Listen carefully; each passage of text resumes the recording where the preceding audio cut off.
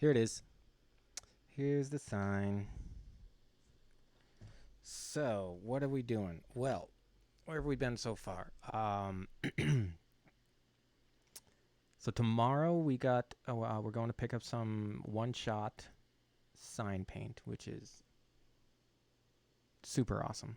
One shot's great, but it's expensive, so I'm glad I'm not buying it. That's going to be for painting this scene pretty realistically. So what I've got here is just kind of a rough layout of what I want to carve. So this whole thing will be carved. It'll be 4 feet by 6 feet. I'm sure that I will go over this again once we've got some viewers, so I'm not going to get too deep into it from the outset. So sorry if you're watching this on VOD, you're going to have to wait a little bit, just a little bit. Just a little bit.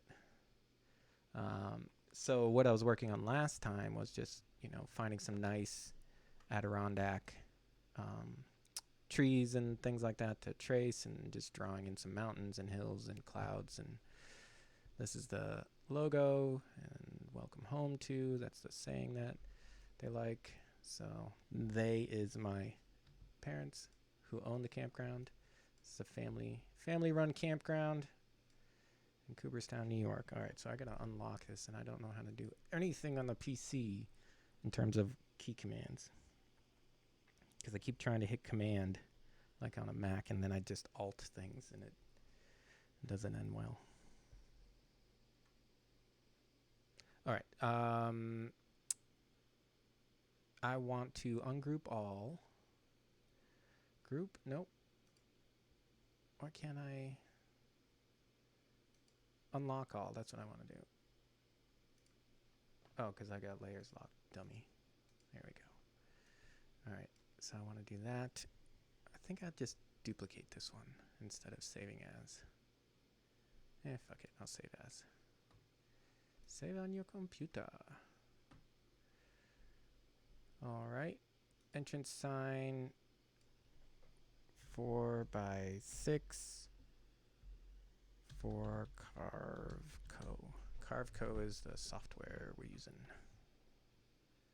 So I'm going to prep this file to bring into CarveCo and see how it goes. See how I'm able to use it. So it's a new program. I've used a bunch of,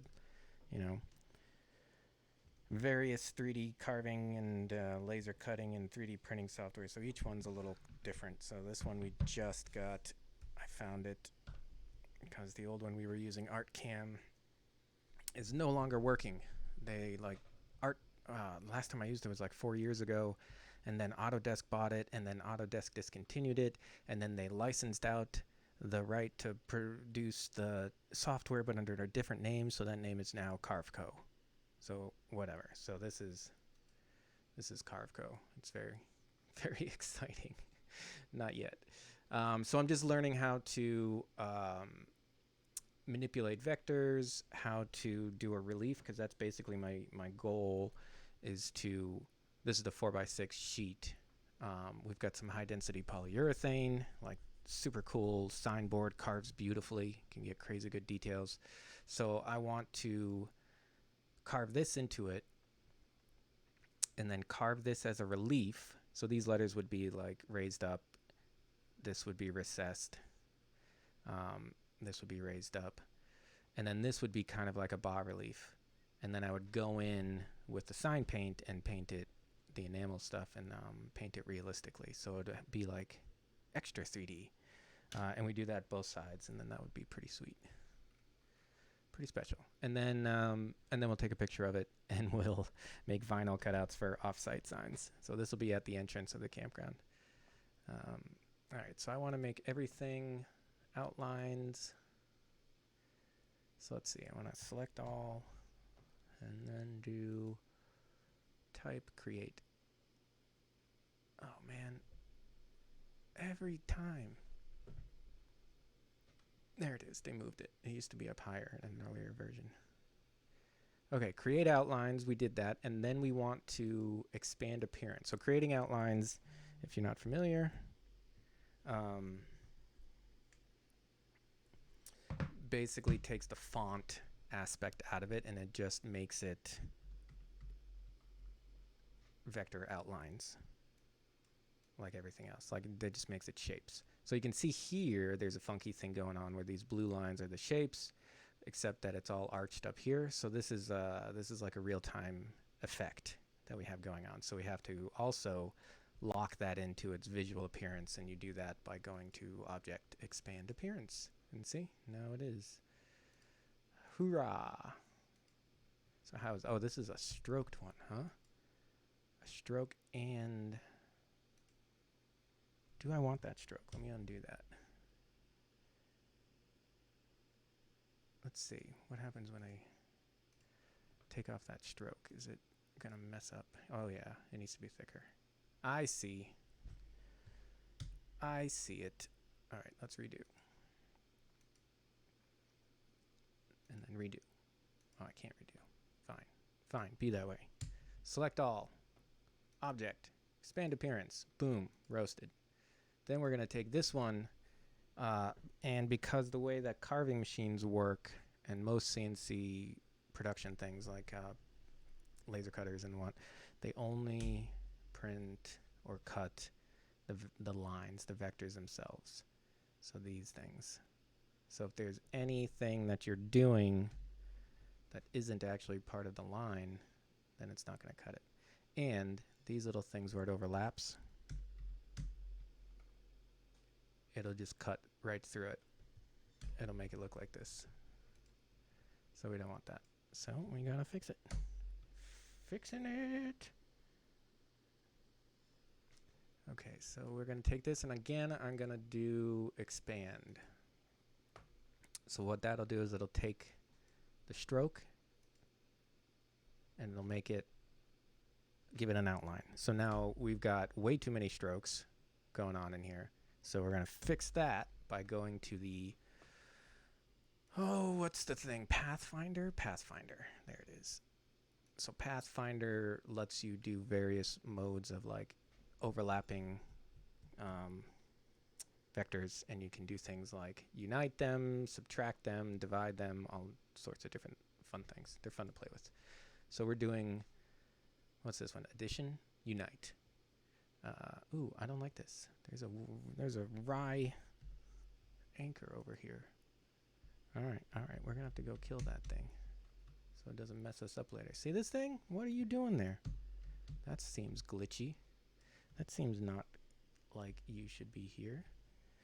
All right, so we're gonna click this and remove this anchor point, and that should be that. So now there's just a ton of friggin' overlapping things. See, like this has an overlap.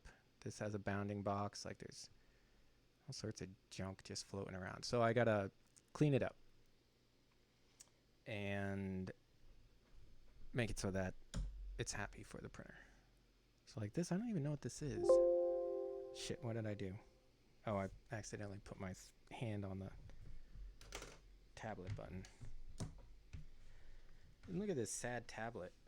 It's so dinky. I've got these huge ones. And then, like, this is my old one. And then this one stopped working. And I got really mad. So then I had to go out and, like, buy this dinky one because these are actually really expensive. And I'll just clank everything. But I'll save up for a Cintiq at some point.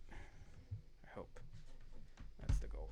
So I don't want to spend a lot of money on another non-screen tablet. So I just got the dinky one. Dinky one will do ya. That's what she said. Shh. Be good. Okay, so what are these things? These things are, let's delete them and find out. Oh, we don't want to delete it. I think these have some effects on them that I got to get rid of. We want to find out where the effects are by going to appearance. Here we go. So this does not have effects. Doesn't it? Oh yeah, it does. It's got a friggin' drop shadow. Where is it? This one, what? You should have a drop, you have a drop shadow too, but where is it? What if I just click that? Clear appearance. Get out of the group, isolation mode. Clear appearance. Fuck, oh! Is it because I expanded everything? I think it probably expanded those layers, those effects into their own shapes. So let me see. Yes, that is what it is. I like figuring things out. That was just me not paying attention. That happens a lot. Get used to it. Or don't. I don't care. You can be mad at me about it. That's fine.